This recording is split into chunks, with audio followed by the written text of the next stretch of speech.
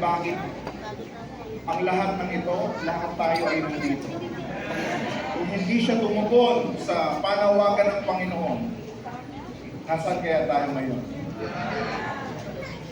At ako'y nagpapasalamat din sa dahilan kung bakit ang gawain ay magiging matagumpay.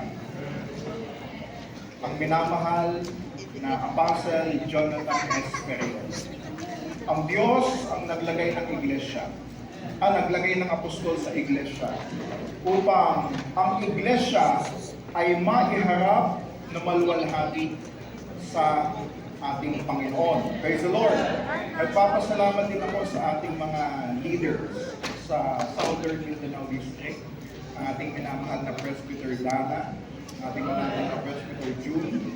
Nagpapasalamat po kami sa inyong mainit na pagtanggap at pagmamahal. Itinilala ko po sa malaking pagpapala na ako ay muling makatungtong sa dagang ito. Praise the Lord. Tuwing ako ay nakapunta sa Davao, palaging may naidadagdag. Praise the Lord. Ibig sabihin, ang gawain ay lumalago. Praise the Lord. At sa aming mga